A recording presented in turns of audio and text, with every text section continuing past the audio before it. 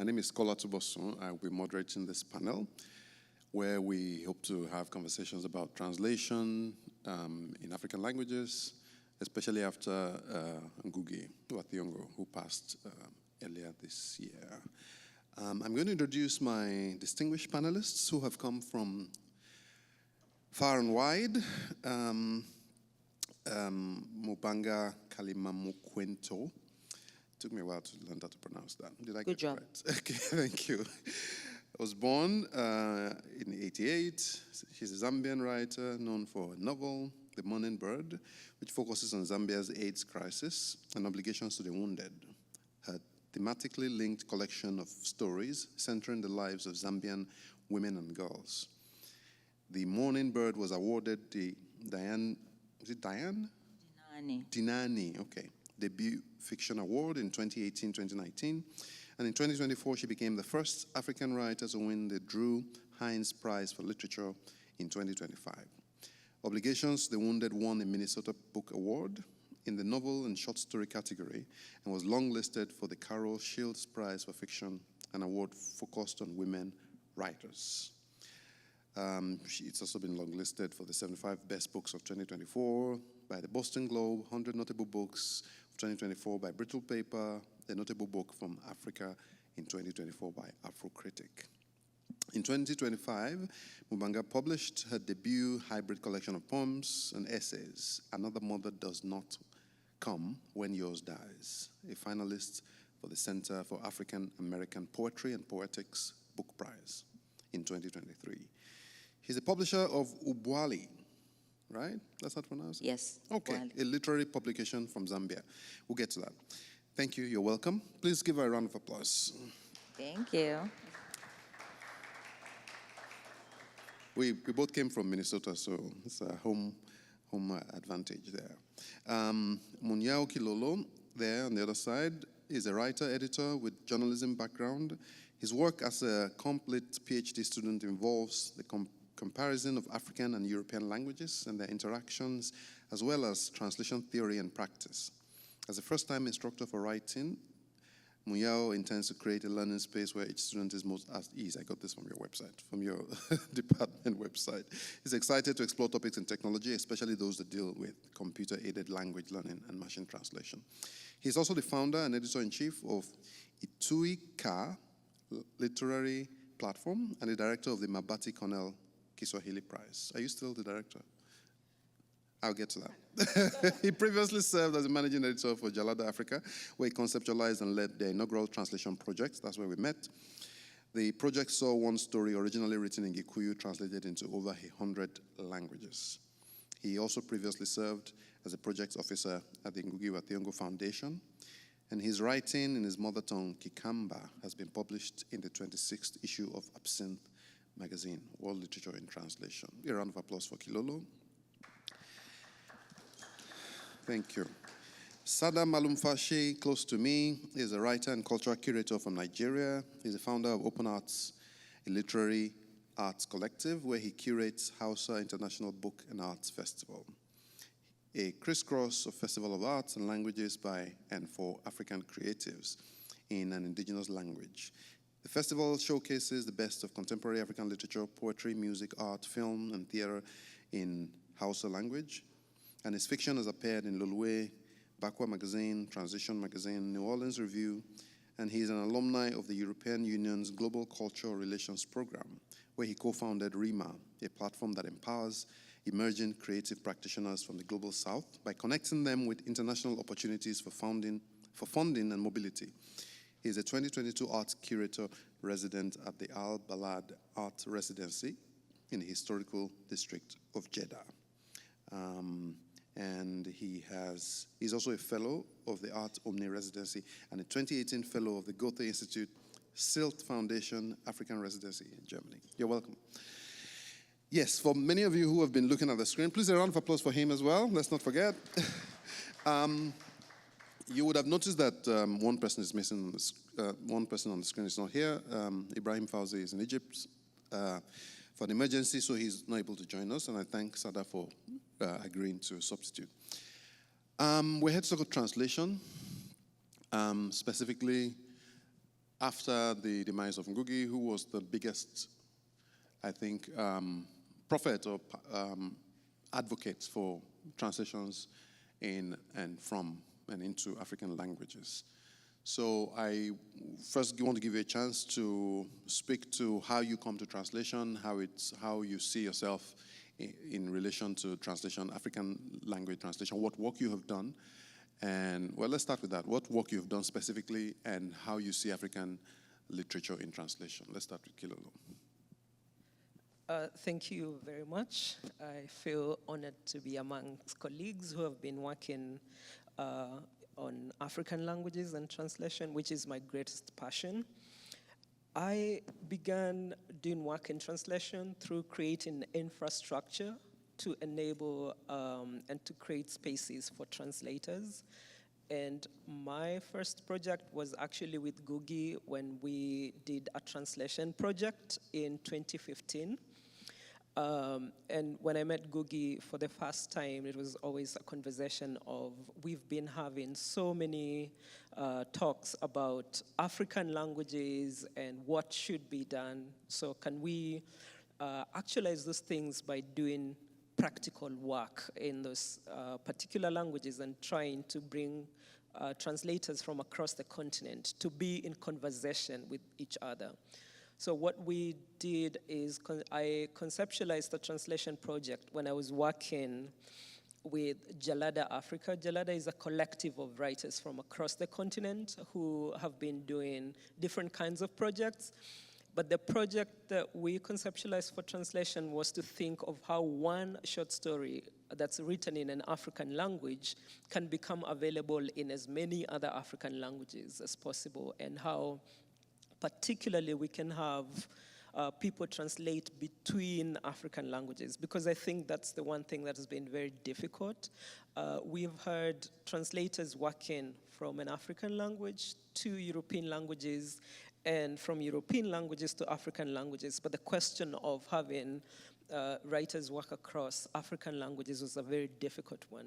So I worked with the collective to formulate a means through which a story that's originally in an African language now was translated by other African writers and translators in their mother tongues, and ended up becoming the most translated story, at least as far as we know, in the history of African writing, to 100 different languages, and most of those were actually African languages. So it became a very fascinating and interesting project to be a part of.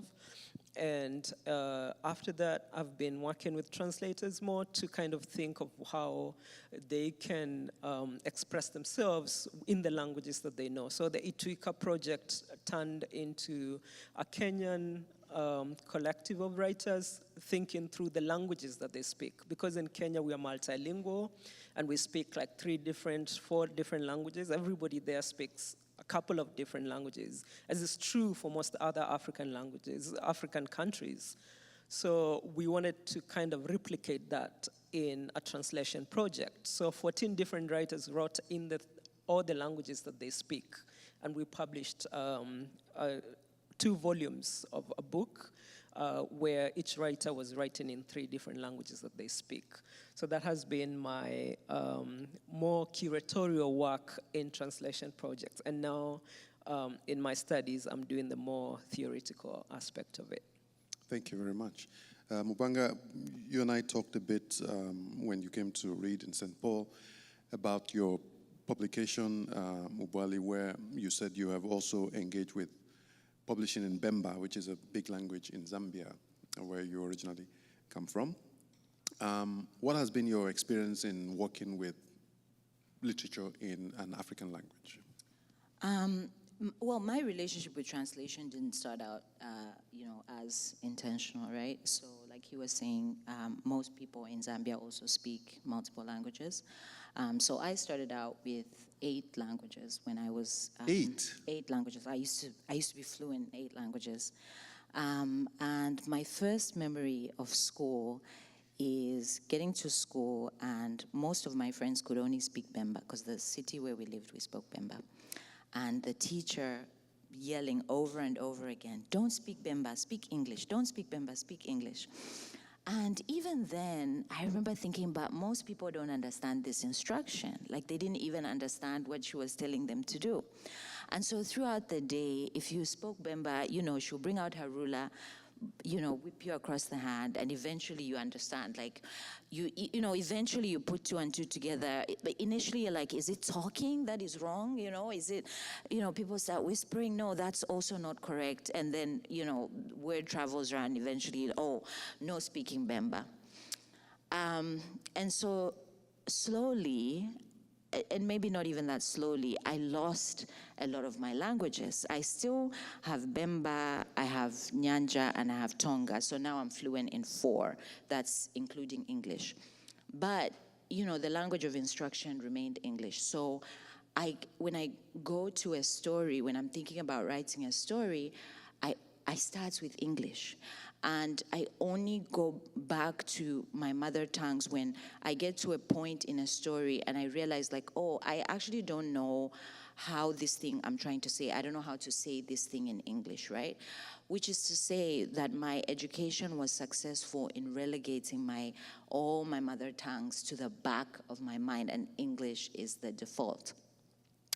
And how I came back to this was, I wrote a story 5-6 years ago about that first experience of going to school, about speaking English, how forceful this English was and how violent it was.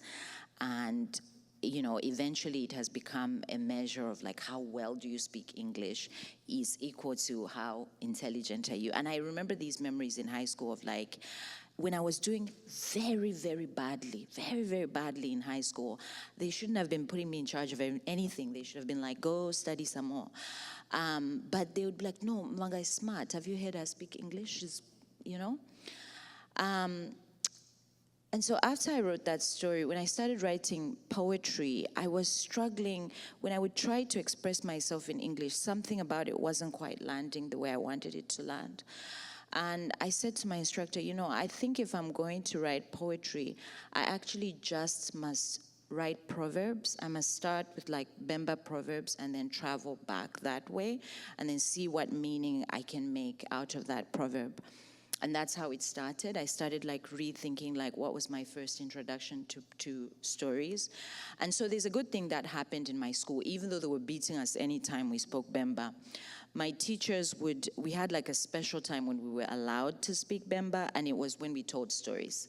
So when it was story time, 30 minutes, 1 hour, they would say, okay, now everybody can speak whatever. So my introduction to stories was in Bemba, and just all of us would light up, everybody would be comfortable and things like that. So I started writing poetry beginning in Bemba.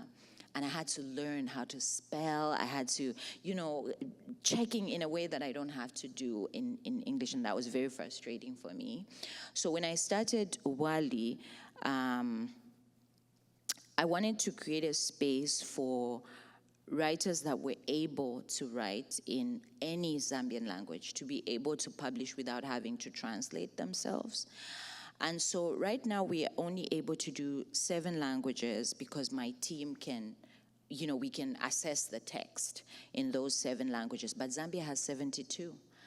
And we can't include those 72 texts right now because we just don't have the resources to be able to, like, engage with the text in a meaningful way.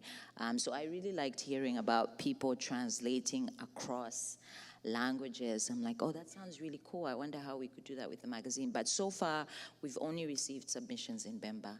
And that's primarily, I think, because Bemba is a very poetic language, but also Bemba takes up the lion's share of, the language that are spoken the most in the country. So, yeah. Thank you very much. So this big challenge we've had across the continent is this idea of multiplicity of languages. And people who have criticized the use of African languages have always pointed to it as the reason why we should all adopt English or French or whatever else. And in the end, what that has caused is the relegation, like you said, of our own languages to the background and the elevation of English, which we still aren't given the credit to have mastered enough to be able to use. Africans still mostly have to write test of English as a foreign language before you go to any university, even though we've spoken English for hundreds of years, or French, or whatever it is. So, so I'm happy for opportunities that have existed in literature and work that many of you are doing. I want to get to you, Sada. I don't know if Hausa is your first language, but I know we first got in contact when you translated a short story into Hausa through the project that I edited at Olongo Africa, where we tried to find stories written by African writers in English, translated into different languages, not even their own original language, but different other languages spoken in the country, and you handle Hausa. Again, as part of this idea that all the stories we write in English, is alienating people who speak original languages in this country. So how did you get into translation, and what's your own experience personally with language in general? In Nigeria, that has over 500 languages this time. Yeah. I grew up speaking Hausa. It's my first language. And I think for me, and I've worked with Munyao, I've worked with you in terms of literary translation, but for me, especially literary translation, it's always been an act of translating myself constantly. I think there's so much similarity of going to school and speaking English, but growing up in a household, you go back home and you don't speak a word of English, it's just Hausa language. And there's also something fascinating with Hausa in that the first time I read Shakespeare, I read him in Hausa language, because with Hausa there's already been a lot of translations of British works into Hausa, which in northern Nigeria, Hausa was the language of instruction for a while until our time when it became English. So my dad grew up going to school in Hausa, which meant I had resources in Hausa. The first time I met Shakespeare in English, I was arguing with a friend. I was like, no, he writes in Hausa, not in English, because that was my introduction to literature. It was written in Hausa, and I think that did something to me in terms of the way I conceptualize stories and the way I generate stories. It's going to constantly be in Hausa, because that was what I understood or what I met growing up. In terms of translation, I think right now with the Hausa International Book and Arts Festival, even the festival itself is a constant act of translation. It's bilingual. We have panels in Hausa and in English, and it's important because Hausa now, it's not just Nigeria, but the whole of northern West Africa, I would say. So we have guests coming from Mali, Togo, Benin, Ghana, who all speak the language. So it kind of becomes a melting point where language could actually be a unifying force within the West Africa region on its own. So I think that has been the most gratifying aspect of doing that work. That's no longer a process of translation, but working across, because we have writers who cannot, French-speaking writers and English-speaking writers who can only converge in English, which is kind of fascinating. So we have works now in Hausa translated to English and to French by different writers, which is the only way these writers who speak a common African language can actually meet outside of their European languages. So I think that has been the process for me. Another angle of it is, of course, translating across African languages, which we've done with Jalada, and also translating outside of English and French, which I think why I was so interested in the project that you did, working with other European languages outside of the dominant ones in West Africa, for instance, which is French and English. I think the story we translated was from Portuguese originally. We've also worked with other Portuguese authors right now as part of the festival, where we've translated Gonzalo, I can't remember the last name, novel Jerusalem from Portuguese back to Hausa. So these are things that I'm constantly interested in, looking at possibilities of translating also a lot from Hausa back to other languages, because there's already an existing literature. It's one language that already has an existing literature. And I feel accessibility also not just from English, because most people who speak Hausa, like me, are bilingual. They could access those books in English already if they're translated back to Hausa. We could read them in both languages, but also translating from the existing repertoire of literature in Hausa to a wider audience outside of the Hausa-speaking audience. Thank you very much. Yeah, I've over the years, it took me a while to realize that most of the funding that exists for translation of African literature has always gone in one direction. you would find funding that tells you almost every year grants or a prize or something that says translating from an African language into English language. And over the years, what that had reinforced is the idea that English is the only destination for literature, and the stories need to be in English, or in French, sometimes, etc.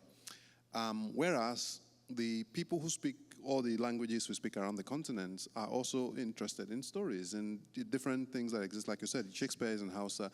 I think somebody did in Yoruba as well. But there's several languages in Nigeria where Shakespeare doesn't exist. So, I've been, part of the work is that, the more we get stories translated into our own languages, even by our own writers. Everybody thinks of Chimamanda Adichie and Teju Cole and, all the African Nigerian writers, but they write only in English. And many of the people who speak the original language they speak can't understand their work. So I wonder what we need to do to get funding and attention into translating back into Nigerian languages. Or African languages. I'm sorry, I keep centering Nigeria. It's in my head. So what's been your own experience in funding for literature into African languages? And what are the challenges you faced with the translation of the stories, the Ngugi story in 2015? Funding has always been an incredibly difficult aspect of the work, because the moment you begin conceptualizing projects like this, you realize that there's very little interest in putting money into work that is in African languages. So when we started the Jalada translation project, for instance, even though it had big promise, we had Ngugi in the project, and we thought that possibly somebody would be interested to put money into it, but nobody did, right? So in order for us to do a project of that scale, we leaned mostly in the goodwill of people and to our conversations with our networks, and to ask translators to believe in something that could become defining in terms of the conversation that is happening between African languages. What is most difficult about that, it's that it's not replicable. The scale of that work is very difficult to replicate because first, it takes a lot of time. It's a lot of work. I literally had conversations with every translator on that project, trying to convince them, one, there's a reason to translate even though we're not paying you. And two, this is important, right? And of course, we'd use the fact that, we are translating the work of an important scholar who has been an advocate for this work for a long time. But that was not really the reason why most of the people came into it. I realized that people translated because they love and would like to work in their African languages. And that is one of the strongest points that we have. But then, by the end of the project, it was so exhausting that I couldn't even, for example, try it. We did try a second issue with Wole Soyinka, and it was very difficult, even though it was just translating 100 words. Just a poem? Just a poem of 100 words. We couldn't reach half the number of languages, right? Of course, the circumstances were different, but you have to really reach to the people and show them what it's like. But my other project, the Ituika project, was actually funded, right? And that is the interesting part, because we have people and organizations and scholars that have an interest in translation and in African languages, and in the production and circulation of work written in African languages, that would put their money and their research funds into that kind of work. So it becomes a project that's funded through another project, not necessarily the project itself, but project funded through a different project. So to reach or to be able to raise money individually for your project becomes even more difficult. But I do realize that it's sometimes, and this is the shame actually, it's sometimes easier to raise money from the West to do work in African languages than it is to raise money from Africa to do work in African languages, right? There's so many Kenyans who have the capacity and the money and the resources to be able to fund these things, but it's so difficult to show to them the value of the work that we're doing, right? So that is actually where we have the work for us to do, right? To try and convince the people and our governments as well to put money into this kind of work, because it's very important work. But of course, you go back to Ngugi and his argument about, the new colonial situation and how, the inheritance that we got from colonialism is even worse compared to, the colonialism itself, because there's a perpetuation and extension of that kind of subjugation of the African languages themselves by the people that are in power now, the political elites and all of that led, for example, to exiles of people like Michelle Mugo who are trying to do work in African languages. So all those complicated situations make it difficult to actually interest them to actually put money into the work.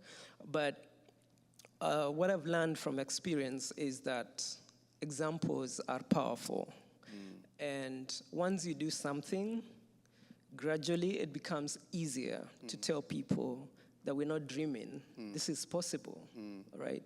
It's possible to get translations from one African language to the other. It's possible to curate projects like the Jalada Translation Project. It's possible to do a translation project like Ituika, multilingual anthology, right? So we need more examples, and despite the difficulties of getting funding, the more examples we have, the more the chance that we are actually going to have to be able to tell people that this is not just a dream that Ngugi had. This is not just, building castles in the air. It's something that we can actually be able to do. And this is an example. This is a true proof of what's possible. So even without the funding, it doesn't have to stop us. We have to keep building examples. Thank you very much. So I've always found it ironic that, and I don't know the examples in Zambia or in Kenya, but the first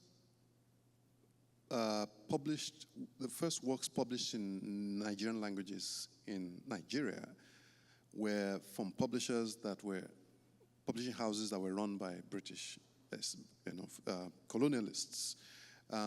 Of course, at the time, many of those works came from missionary intentions, but Fagunwa, who we typically credit as being, the first novelist in Yoruba, in Nigeria, was published in the 50s by Nelson Publishers.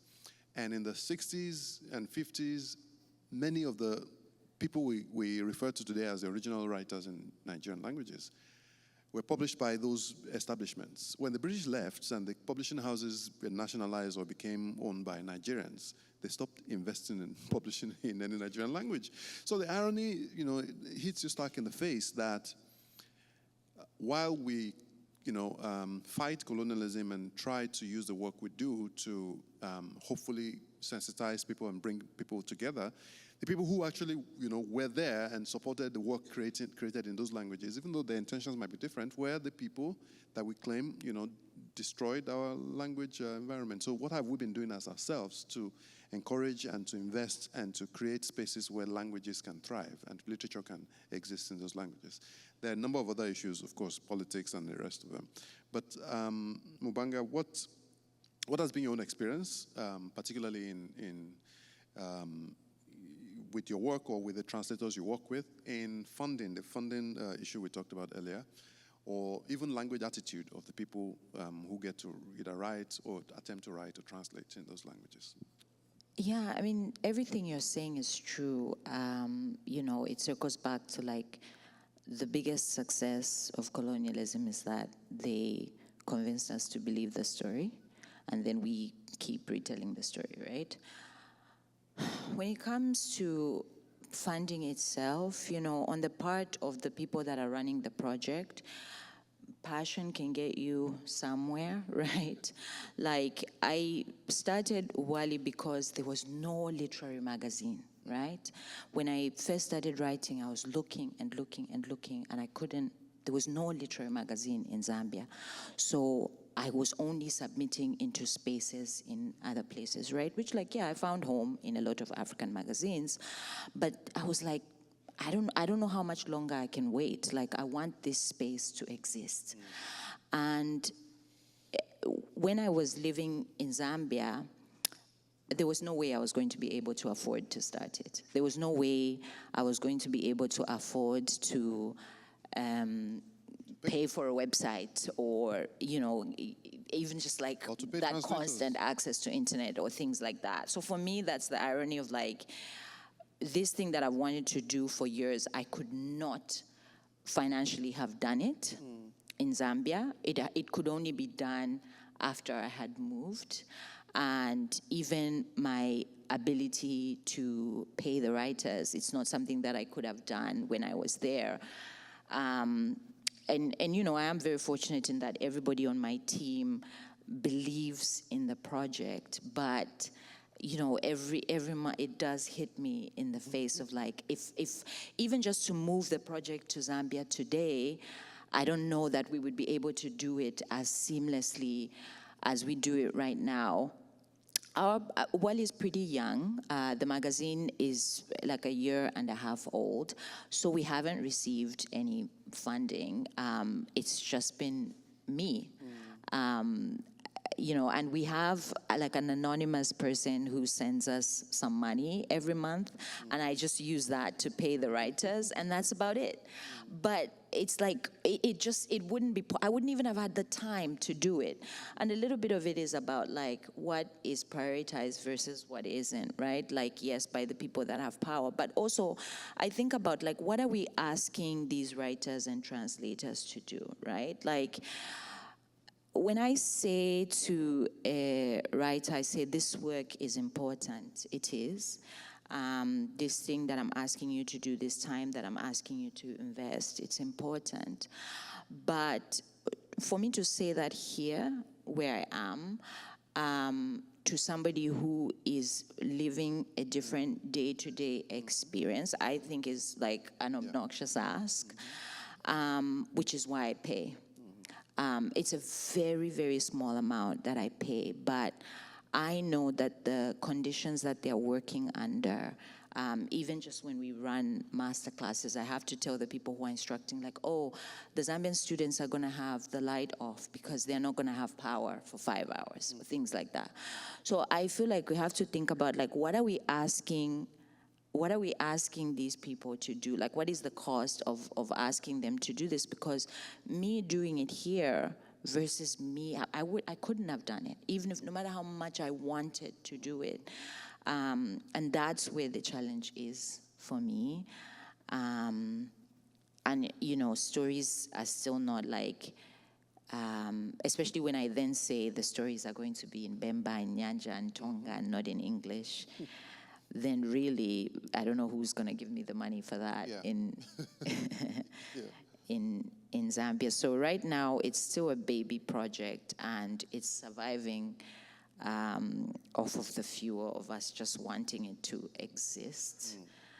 But then the challenge becomes, what happens when the people whose passion is pushing that? What happens when they're not there? And I am very fearful of that moment, especially for, if I start to, I mean, I know I will, when I start to see more spaces like that for Zambia, then it's like, okay, this isn't like a big log that we are carrying on our own, but like right now, it's very precarious, yeah.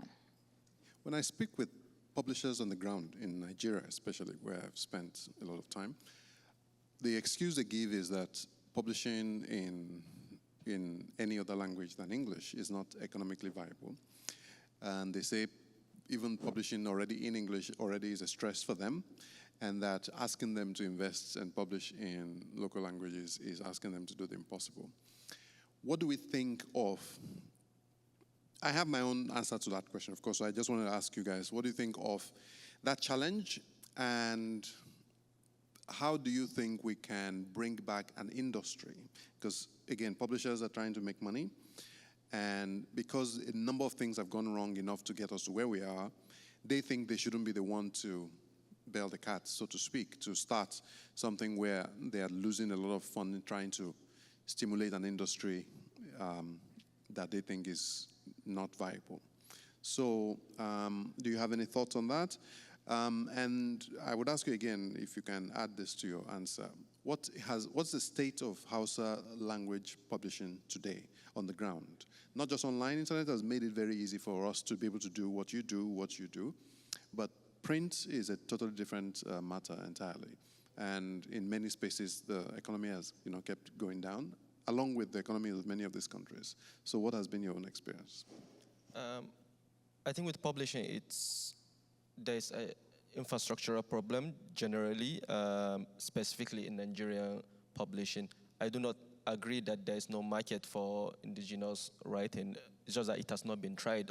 People are scared of trying it. There is no guarantee to it, but so also is publishing in English. It's just that there's a template for it, I guess, that other publishers can copy and replicate, which we do not necessarily see maybe for writing in indigenous language. Hausa literature, maybe historically, the first novel started in the 1930s. The same thing published by Northern Nigerian Publishing Company, which was a British company then because there was no Nigeria, but eventually became a Nigerian company, which still exists right now. And do they still publish Hausa? They exist, but they do not publish. But they still exist. They still have rights. Like if we're trying to do translation, you still have to get rights to them, which means you have to literally physically walk into the office and look for somebody to just tell you, yeah, go ahead and do it. Yeah, that has been the mainstream. It was a government owned by the Northern Nigerian government then, and then transferred back to certain states. I think right now it's owned by some certain states in Northern Nigeria. So between 1930, you have the first generation of Hausa novelists. Mostly this come out of competition for writing in Hausa language, and then they get published. We had the same in 1970s and 1980s. And then, of course, the whole publishing industry collapsed, including that in the 80s, 90s, as we all know. Since then, writing never stops. Writing in Hausa language has never stopped. People write, about those that are online, but also there are incredible women writing in northern Nigeria who use that as the only opportunity to communicate. It's a bit conservative, religious, patriarchal society, and 90% of the writers are mostly women who write really feminist, radical thoughts in their books. There's been a lot of book burnings in Kano from 2001 up to 2014. Mostly one of the writers, Balaraba Ramat Yakubu, her books are confiscated by the government in Kano, burned, which means there is a readership for that book, which is the reason why the government is interested in confiscating and banning. We see it politically everywhere. It's the same strategy. It's been happening even in northern Nigeria. Writers that are writing online now they are also doing it on YouTube, serializing it on WhatsApp. They sell.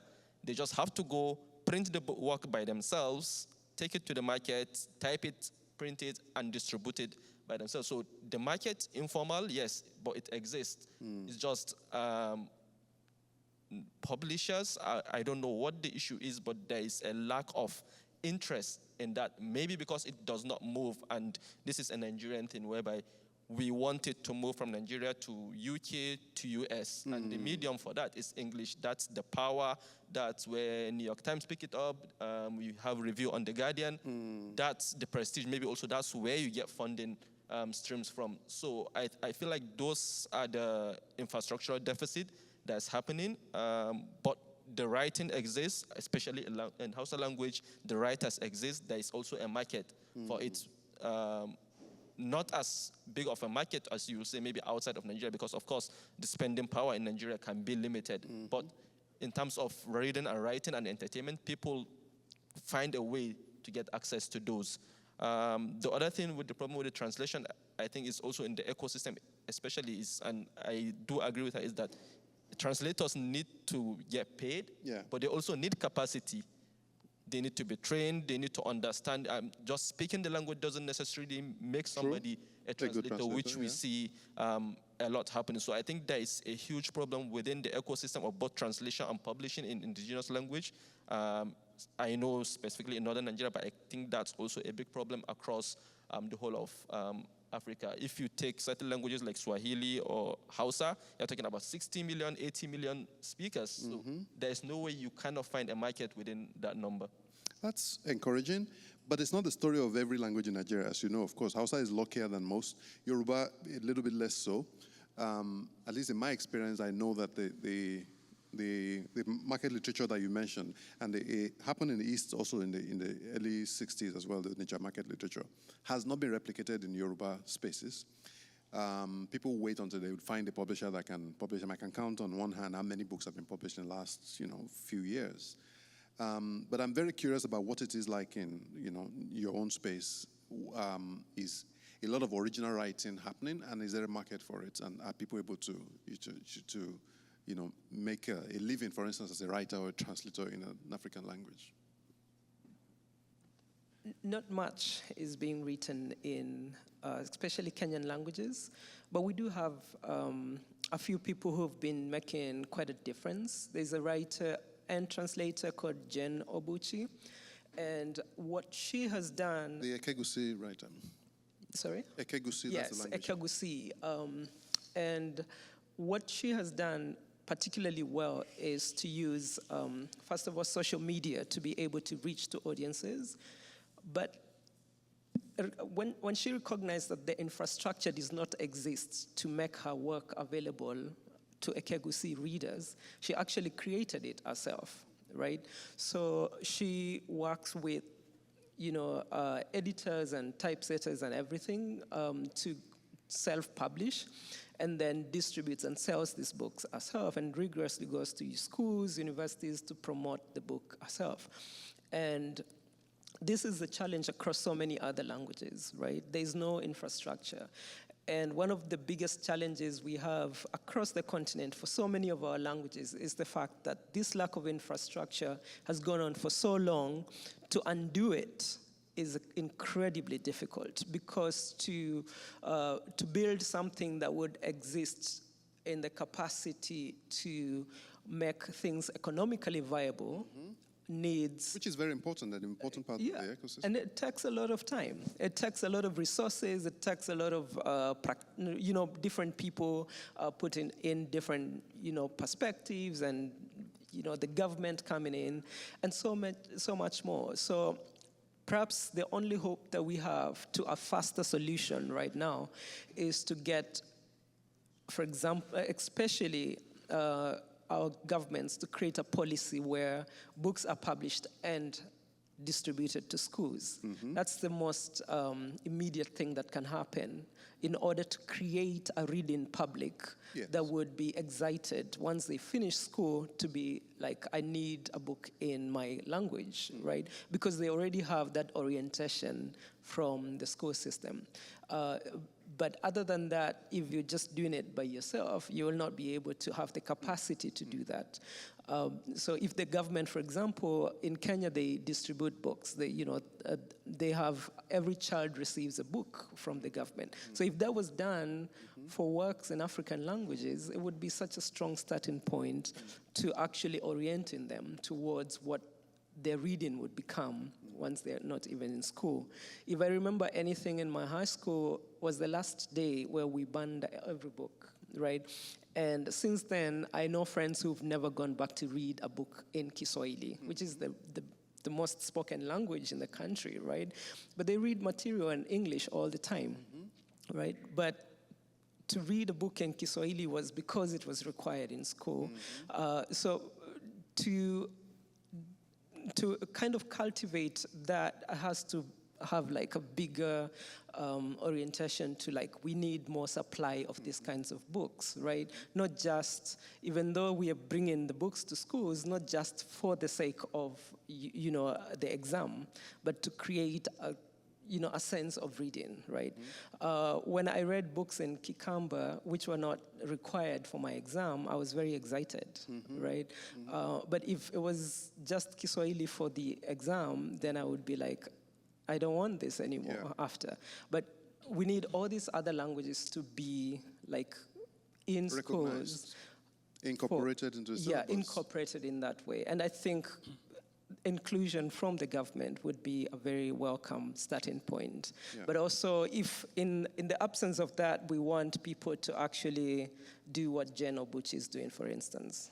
And with examples like that, we'll continue to have more people create infrastructure. Thank you. And also in my experience of government, when you give them this idea or you suggest, the question they inevitably go to is, we have so many languages in this country, how many do we put resources in, and how do we prevent, and this, I hear this online as well, the ethnic suspicions that exist in many African spaces also always creep into this conversation of, okay, how many languages do you want to support? Why choose these particular ones? What about mine? Even though mine is spoken by fewer people than the big languages. And inevitably, the big languages also take more space, and the smaller ones get smaller. So there are a lot of challenges that, and then as soon as you get to that space, they say, oh, this is why we have to stick to English. Whereas the answer could be, how do we support the ones that are viable first, and hope that we add a few more and as time goes on.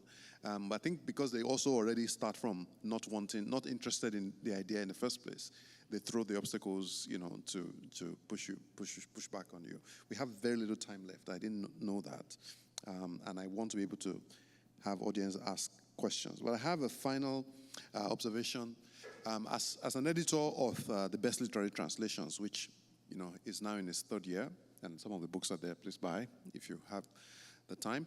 One of the things I found, I'm the Africa editor of the journal, is that, of course, these are translations into English from African languages.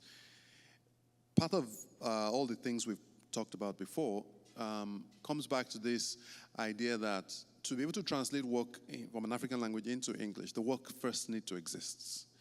And they need to be available in a way you can find. Hausa is probably luckier than most because you can then go into market or buy them, even though they're not published from so-called established publishers. You can still find the materials. But in many African languages, the original writings themselves don't exist. In the 60s or whatever, when they were publishers, many books that were published, and many of them have already been translated. How do we ensure that more people write originally in African languages, especially in the face of these big successes that people who write in English get? All the people we know as African writers today write in a European language. So what do you think we can do to support that industry itself of writing, not just translation this time, but writing originally in an African language in the face of such economic challenges that we have? I'm going to let Mubanga end on that, and then we can have questions. I mean, for me, it has just been, first of all, I didn't see any books when I was going to school. I didn't see any books that were in any of the languages that I spoke. But for me, it has just been like creating a space that they can actually submit to. And now that this space exists, they do. And the way that we selected the languages, even though, yes, Zambia has the 72, and you're very right about the ethnic suspicions, but among the 72, there are 7 that are treated as like the main languages, and those are the ones that are translated in the news every day. Those are the ones that you can easily find people to translate. So I was like, okay, we'll start with these.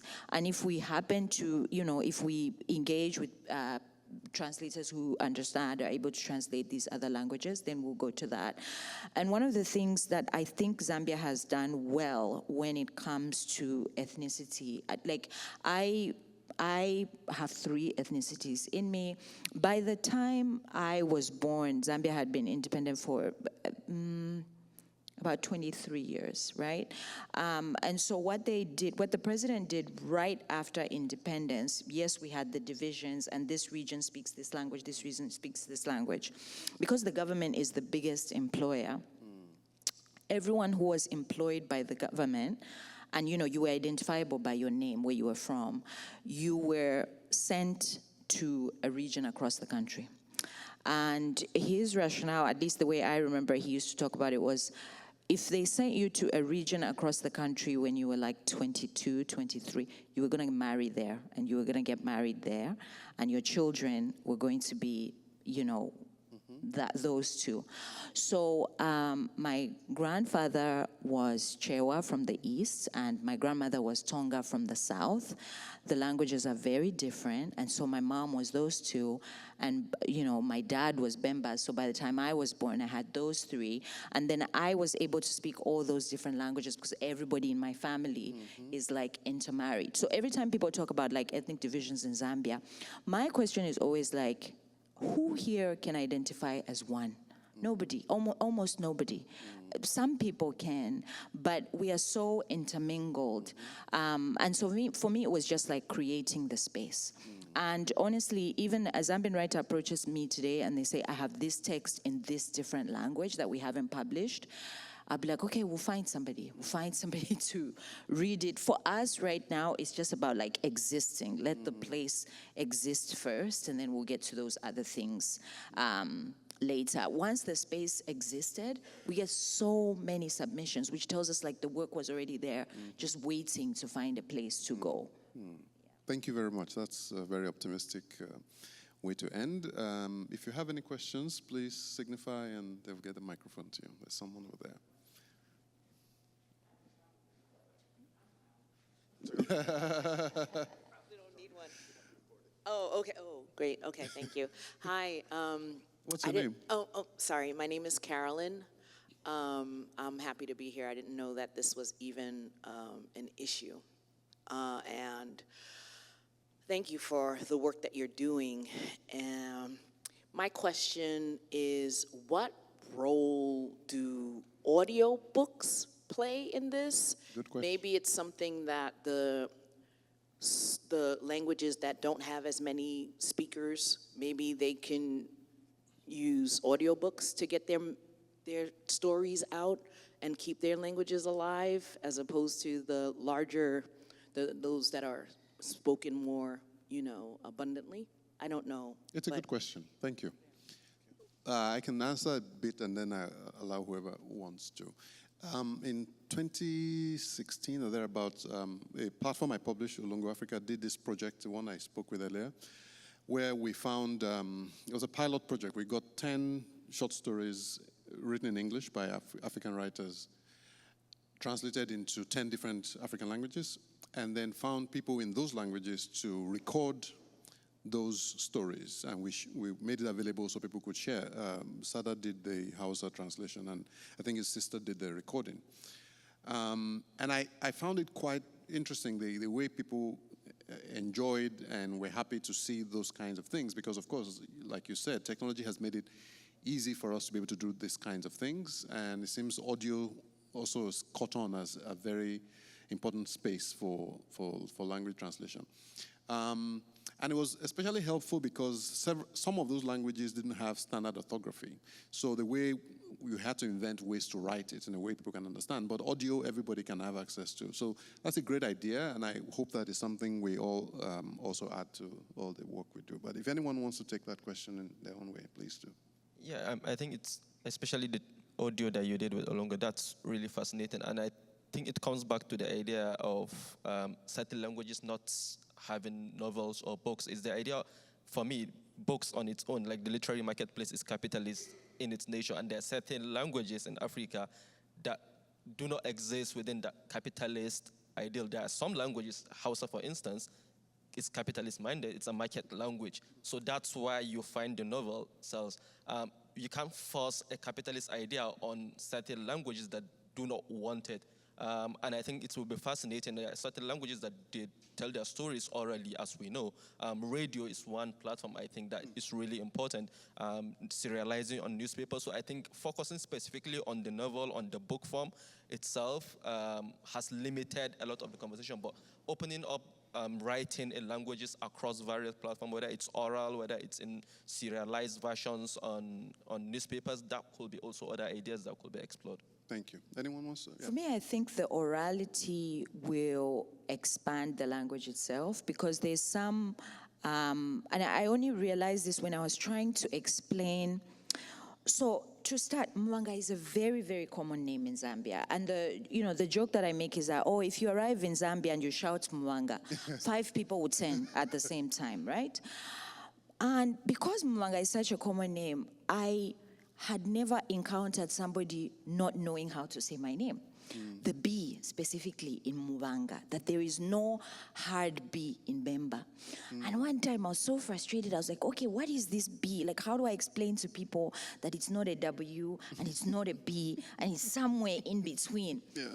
And another writer called Mubanga, who also lives in the US, had written like a long essay about the bees in Bemba and how you had to write them in a specific way. And that's why I used Wali, because it's a Bemba word. But what I'm saying is that there are some words that I can only sound, and I don't know how to spell them in English. Yeah. And when I spell them in English, even though all the letters are there, like Mubanga, it's not necessarily correct. Yeah. And so only in saying and hearing them would it actually work. That there's some language, even Tonga, my other language, we have like a lot of double vowels, but when you look at it, my son's name is Monga. And every time people read his name, they say, oh, Munga. And he has to explain, like, oh, the other O is not silent. You have to say it, but just not the way you are saying. There's no way to really, explain it in English. And now I have to tell him, like, oh, you just sound it for them and let them practice. Yeah. And I feel like having an audio, and some things I think don't even need to be in text necessarily. Right, exactly. Just the audio will carry the poem, the story, whatever it is, so much better than the text. Yeah, so thanks for that. Yeah, I think that's very true, because one of the experiences that I've noticed with a lot of Kenyan readers reading, especially when we were going around with the Upright Revolution, was that people speak their languages very fluently, but they can barely read them. Yeah. Right? Yeah. You look at the text, and it's the most difficult thing to engage with, because you've never seen that text. Even though you speak that language every day, right? So having the audio is very useful for people who are experiencing the text for the first time. So because they can follow along, and they can learn, as you're saying, some of those pronunciations and some of the ways of reading these written forms. Thank you. Bhakti? There's one last question, and then... Okay. No, you can... Oh, okay. Hello, thank you so much for holding this discussion. The first question that really came to mind for me is, there's a poet, and his name escapes me, but he speaks both English and Yoruba, and he sometimes translates his poetry into English, right? And was talking about how there are some words or ways of saying things that are literally inaccessible in the English language. Yes. And I'm from Texas, so I only speak English, unfortunately. But just thinking about that and how that relates to the ways that works are translated into English. What are some things that cannot be said or cannot be written in English? There's so many. Not just in Yoruba, in almost every African language. Yes. But that's not even the only thing. The untranslatability of many words is one thing, which means that if you're writing a poem, you sometimes have to use more words in one language than the other. But the other thing, which is even more challenging, is that poetry in Yoruba or in many African languages deals with sounds and rhythms and sometimes even tone, which English and many other European languages don't have. So if you're translating a poem from Yoruba into English, you already lost something in just the fact that you're trying to translate it. Not even if you get all the words right. The idea that Yoruba poetry is performance, it's tone, it's musical. Somebody has to stand and modulate their voice in certain ways. And you can't get that into English. And if you translate poems from English to Yoruba, you lose something as well, because English poetry exists on a certain plane, and in Yoruba it becomes something else. So the challenges are many, and we've only just touched the tip of the iceberg. There's so many more challenges, things happening underneath, beyond just the economics and the many other things we talked about. I hope you can continue the conversation with the panelists when we're running around. They are going to have a new panel after this, so I'm going to have to round off. But please ask us a question, and then maybe they'll take it when they see you around. Please, go ahead. Yes. My name is Jerome, and my sentiments with everyone. This is new to me. I am blown by this. Sorry, I can't hear you. I said I'm blown away by this having this conversation. Thank you. But the thought I have listening to this is that what happens in the future as technology moves at the speed that it does? What about, I know that the languages are regional, and this is not just on the continent, but everywhere else in the world. There's just languages that'll just be left behind. Mm-hmm. And perhaps we'll have a universal language as we come together as a human beings. What happens to those languages just on the continent alone mm-hmm. that will be left behind, and how are we planning to preserve them? I heard we talked about audio, but just languages that I haven't even heard of, just mm-hmm. just only a region of people that will speak. Mm-hmm. What happens to those languages as we move further? Is there a movement towards having one language that unifies everyone?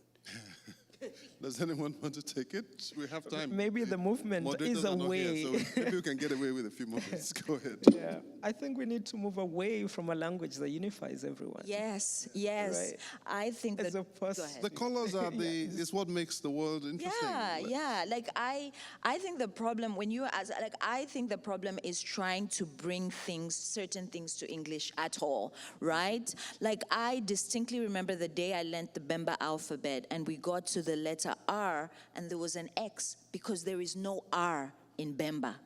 A person who only speaks Bemba for years cannot pronounce the letter R, right? And so what I do when I get to a text that I can't bring to English, I don't. I leave it in its language. Yeah. Because if we could read the text, we only read texts in English, yes. And we had to understand, they're describing these things that we've never seen before, like, okay, yeah, I guess a horse okay. Yeah. You know what I mean? So if I say something and this thing can only exist in Bemba, mm-hmm. and the book is 75,000 words long, is fine. People will live. Mm-hmm. You just have to understand it in its original. Yeah, but also to acknowledge the fact that technology is becoming quite prevalent right now. Yeah. And there are a few projects that you might be interested to look, and they've started to incorporate African languages in a wider scale. Mm-hmm. I know Kola has done a couple of this, but Meta has a project called No Language Left Behind that has tens of close to 100 African languages incorporated in it. So they're training AI to kind of be able to translate between African languages. But there is a huge challenge because precisely what you were saying, that there's so much that is untranslatable from African languages, right? But it's happening. It's the future. So Africans themselves are coming into this with their own contributions to see what can be done with technology. Another project I would recommend you look at is called by Mozilla Foundation, the Firefox. They have a project called Common Voice, mm-hmm. Where they're training machines to actually understand spoken, right? Mm-hmm. So instead of putting text into machines, you actually input voice from all these different African languages, and then the machines learn how these words are pronounced and all of that. As to what end this will bring, I don't know, but it's an interesting thing to kind of watch, because we cannot say we will ignore technology. It's here, right? So, yeah. And to bring it back to the work that all of these impressive people do, part of what fuels this technological rise, and the competence of those machines in the future would be the work that translators and writers do in those languages originally. Because many of these big tech companies sometimes have to pay people to speak and to write in these languages into the machines so the machines can be trained. But if works exist, original works exist in those languages already and translations exist, it makes the work easier for technology of the future to be able to then use them to empower people to speak languages. Thank you very much for an engaging conversation. Thank you, Mubanga. Thank you, Kilolo. And thank you, Sada.